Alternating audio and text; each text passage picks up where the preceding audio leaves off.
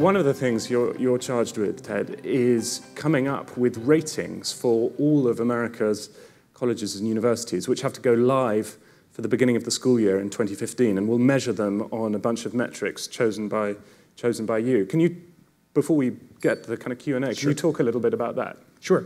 As I think all of you know, the president has set an ambitious agenda overall for our department for the coming term and beyond, which focuses on access, affordability, outcomes, and ultimately on value, which I think is going to be one of the through lines of all of our discussions today.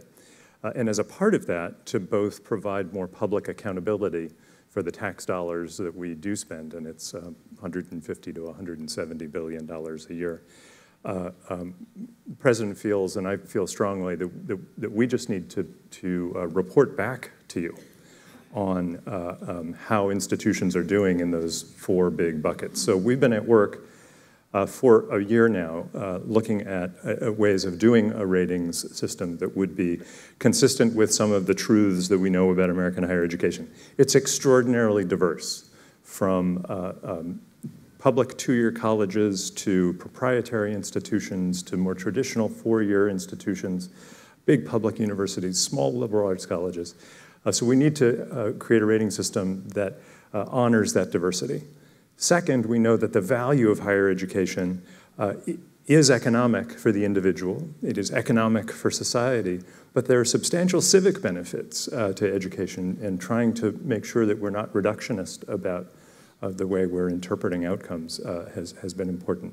But we've had four big public meetings. We've received over 1,000 comments from individuals and institutions.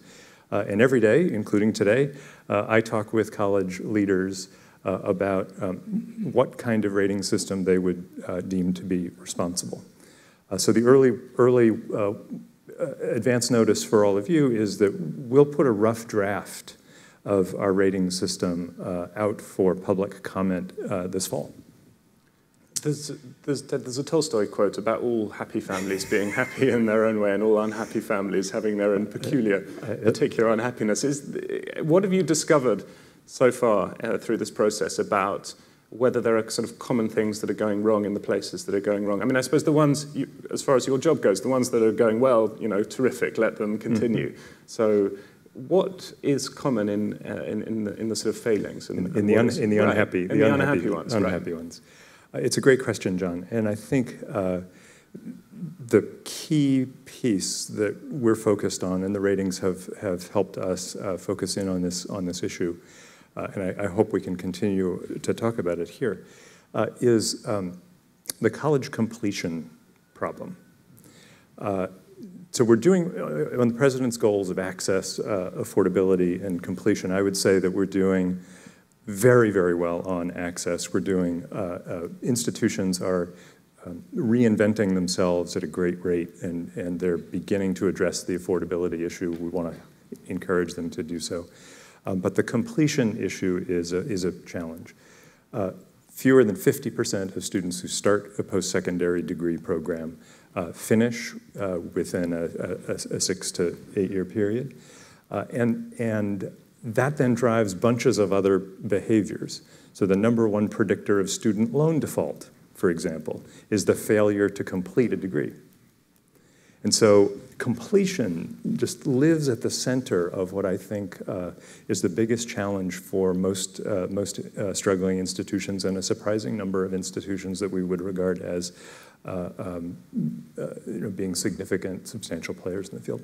From what you've seen so far, is that a fault with the institutions, or is it more a reflection of the backgrounds that some of the students come from? I mean, I was in Baltimore a couple of days ago talking to somebody who'd got himself through college from a really rough neighborhood of the city, and he was saying that a lot of people who he was at high school with ended up dropping out of college after a semester because they couldn't afford tuition or books, or dropping out to take care of a family member, and so on. And so their college experience became very spotty. Now, in a sense, the college doing the educating could be as good as it could be Harvard, but it's not going to overcome those problems unless it has a kind of massive endowment and is able to kind of give loads of scholarships out. What's the balance, in your view, between the kind of the fault, the institutional fault, and the fact that it's kind of reflective of something else. Yep, so I'll try to make 3 quick points about that because it's exactly the correct observation. The first point I would make is, going back to the ratings, we know that we have to be sensitive to the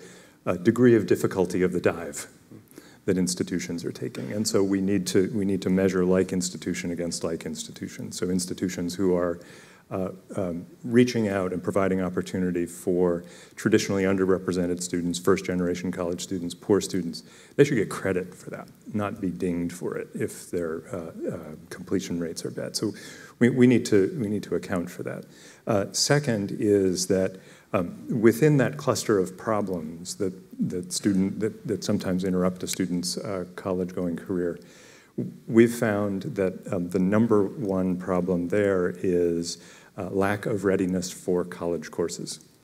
And so students are admitted to primarily open access colleges, but others as well, without the basic preparation in mathematics and language arts that would help them succeed in college work. So they then spend up to a year taking courses that don't give them college credit, that automatically extends their time and makes them more vulnerable to all of the cost issues, all of the family pressures. So this issue of remediation or developmental education, as we're calling it now, is a key trigger point for ensuring more college success among underrepresented and first-generation students. The third quick point that I would make is that the nature of college going itself is changing. And the system is still deeply mentally structured around a 2-year or a 4-year semi-residential experience. But the truth of the matter is, and you'll hear from lots of the speakers today, that the modal college student is about 36 years old, is doing things part-time, is trying to piece all of this together amidst real life, which makes a lot of the innovative, just-in-time, more modularized learning approaches that are at the front edge of the technological innovation makes it so promising, I think, for those students, rather than saying, oh, I can't, I have to do life now, to be able to do them both at the same time. Do you think, therefore, we'll necessarily move to a world in a large part of higher education that's based more on attainments and less time spent, kind of measuring how long somebody's been sitting in a particular seat in their class? Yeah. And that's a good thing, right? I think that's a great thing. I think that seat time has held us back in a lot of ways, and it is making access harder for this more diverse set of students at just the time we need to make college going easier for them. So competency-based, mastery-based, direct assessment of learning is, I think, the wave of the future. Purdue just announced this week, for example, that it's created a whole new school within Purdue in the engineering program that will only do competency-based assessments. And hats off to Mitch Daniels and his colleagues there. I think it's going to be an exciting experiment. Can we talk a little bit about costs in higher education? I mean, it's obviously, everybody in the room will be familiar with the rather alarming charts showing the cost of higher education tuition flying ahead of cost of people's earnings, effectively. I suppose there are kind of 2 ways to deal with that. One is to try and provide the same thing for a dramatically lower cost, which will be difficult.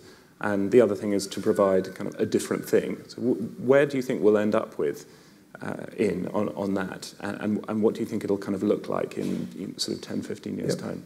I want to start just a half step back, because I think that there is also a need, while we're inventing that future, to continue to support students and their families as they try to meet these rising costs. And we're very proud of the fact that, led by the President and Secretary, we've doubled the number of Pell Grant recipients since the administration began. We've increased the level of Pell Grants by over $1,000 per grantee. So we're trying to meet it on that side as well. Second piece is we need to recognize that cost driver isn't only in the hands of institutions.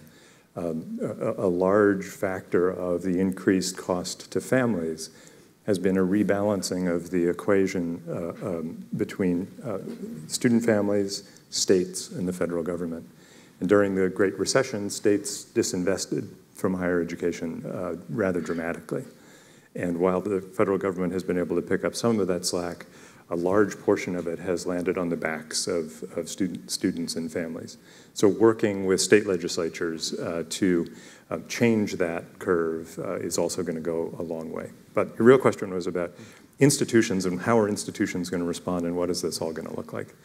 I do think that as we look at the future, we see a future in which things are, credit is conferred more for competency and mastery than it is for seat time.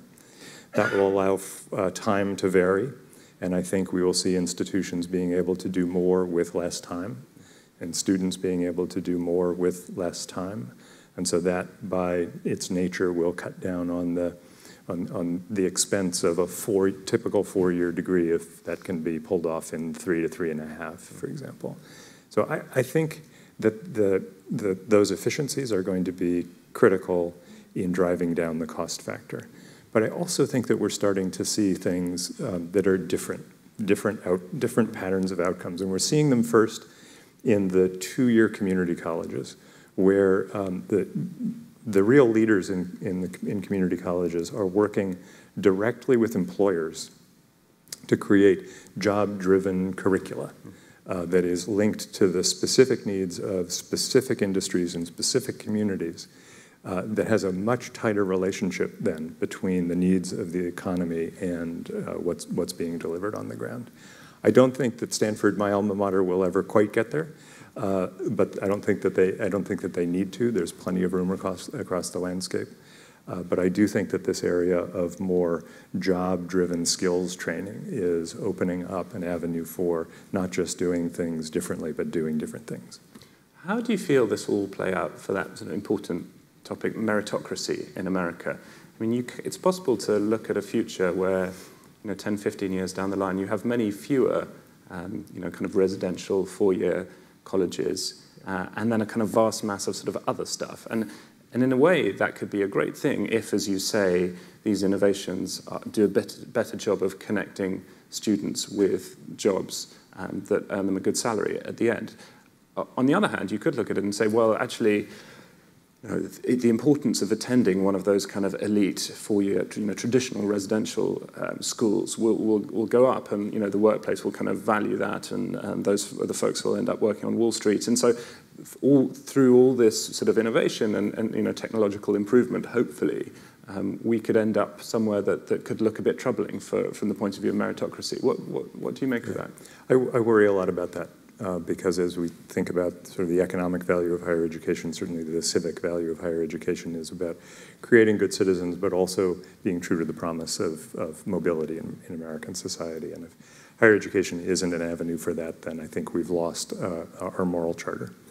And we're at risk. Only 1 in 10 of the students in the lowest decile of the socioeconomic status, only 1 in 10 gets a college degree today, and that includes both 2- and 4-year degrees.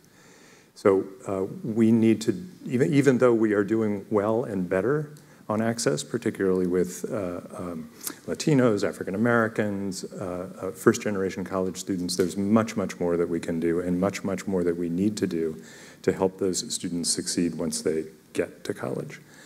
You may have heard about the undermatching problem, where even highly qualified low-income students don't aspire to, don't apply to, and then don't attend the best college that they could get into. We think that that's primarily an information problem. And it does go back, John, to the first part of our conversation about ratings. We want every we want every student to aspire to go to college.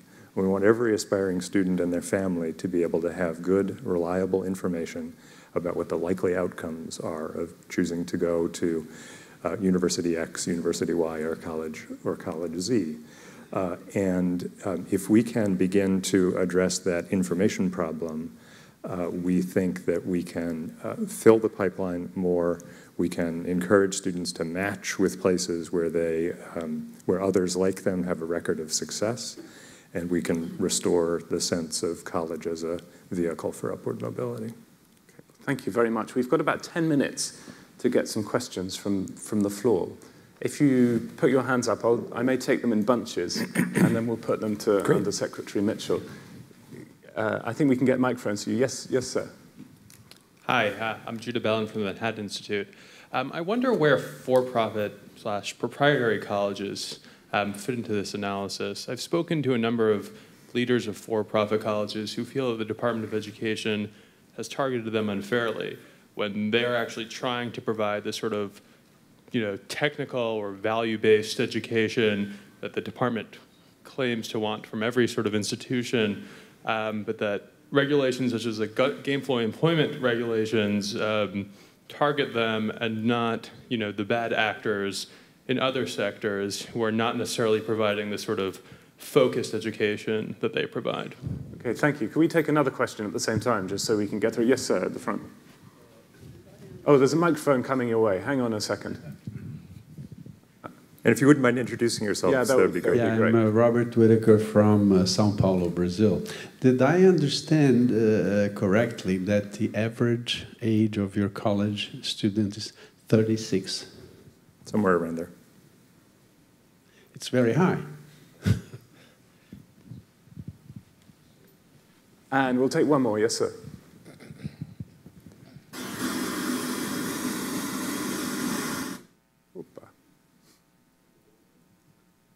Yes.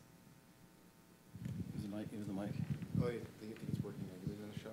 Hello? Okay, got it. Great. So, could you just introduce yourself Yes, briefly? my name is Lou Pugliese with the Saylor Foundation. Thank you. I am curious to get your thoughts with your Stanford hat on, as well as your USDOE hat on, about trending in the future in terms of breaking the economic models of higher education relative to recent announcements with Georgia Tech partnering with AT&T to offer a $6,000 master's degree in computer science. I mean, where do you think this is going in terms of business industry partnerships and how it might impact the economic model in our traditional higher education systems? Okay, great. So, well, let's take those, and then we can go to some more. So, to begin with, for-profit colleges, your department's being mean to them. When are you going to stop? When the people who have a different point of view say you're being too soft on them, why don't you do something about that? Joking aside,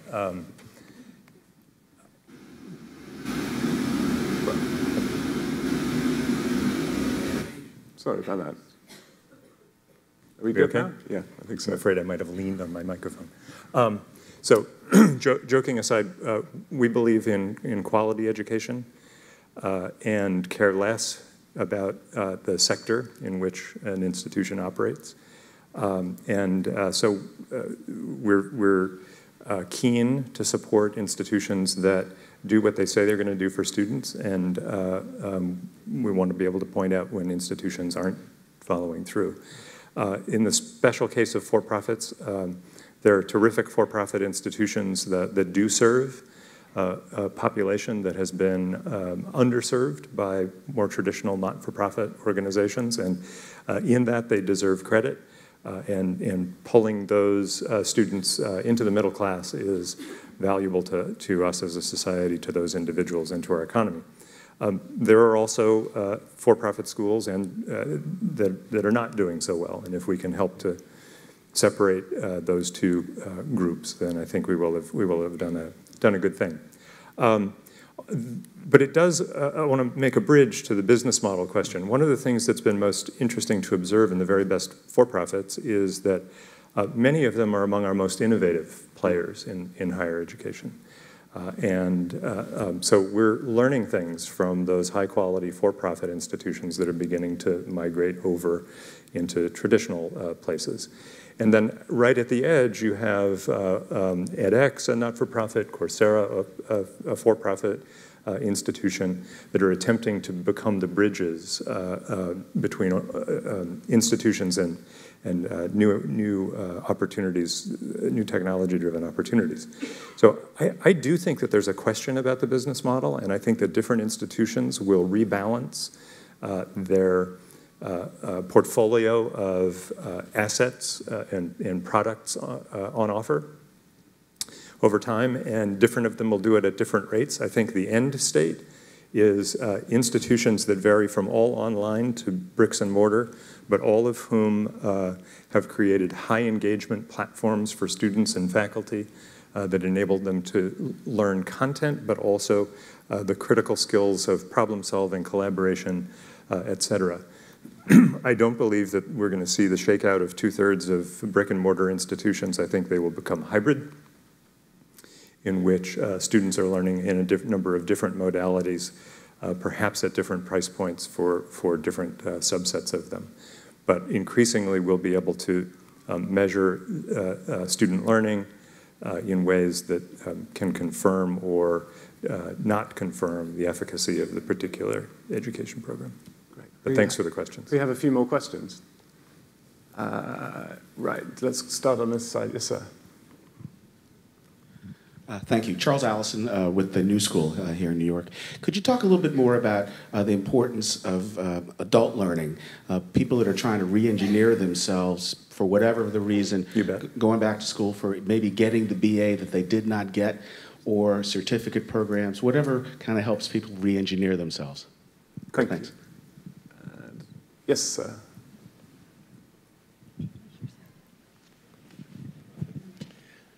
I'm Arnold Packer, retired from Johns Hopkins.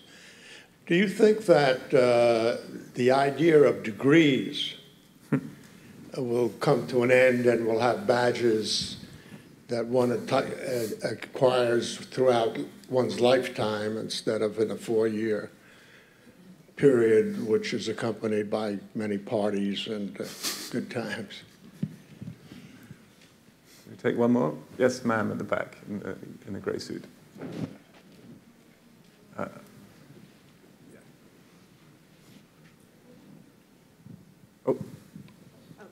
Yeah, well, great. That sounds. You get to choose. Yeah, exactly. It's the illusion of control here. I guess this week we've been hearing a lot about the disparities between not just the haves and not just the 1%, but the 0.1% and the rest of the population. How are we going to prevent that kind of model permeating into higher education so that effectively what happens is you get what you can pay for? If you can pay more, you get a classroom education. If not, you do competency-based, something quick, low touch. And my name is Marion Stoltz-Loike. I'm from Touro College. Thank you, Marion. So great. Ted, you've got about a couple of minutes to talk about adult learning, badges instead of frat parties, and our last question as well about haves and have-nots. Great. I'll try to do it crisply. So I think that they're connected. So I think that the adult learner and the increasing return for certificates, training programs among adult job seekers is driving a lot of the growth and enrollment in community and technical institutions. The reskilling of America, which we're going to be talking a lot about as an administration over the next several months, is a critical challenge for us. But the individuals are bringing themselves to the doors of institutions to retrain in increasing numbers, and that's part of the reason why the average age is above the traditional 18 to 22-year-old. I think that this is the sector where we're going to start to see badges and certificates, whether they're institution-driven or industry-driven. I think that this is where we're going to see them come into their own. And the idea of stackable credentials and badges is, I think, going to be with us and going to be an important part of the higher education terrain. Whether it replaces degrees and whether you badge frat parties or just do away with them, my guess is that there will always be degrees, which leads into the question about, well, will degrees be for the elite and will some mishmash of certificates be for everybody else? I certainly hope not, and I hope that our public policies as a country are all directed at providing access to able students at the very highest level they can attain, and that's why I think we do need to be watchful about, with enthusiasm for job training and job-based training programs, to not fall into the trap of retracking, which is, I think, it's a problem that we had years ago. We don't want to have it again. So, continuing public policies that aim to make everybody ready for college, informed about their college choices, and hopefully get them on the path to completing a college education institution. That should be our charge.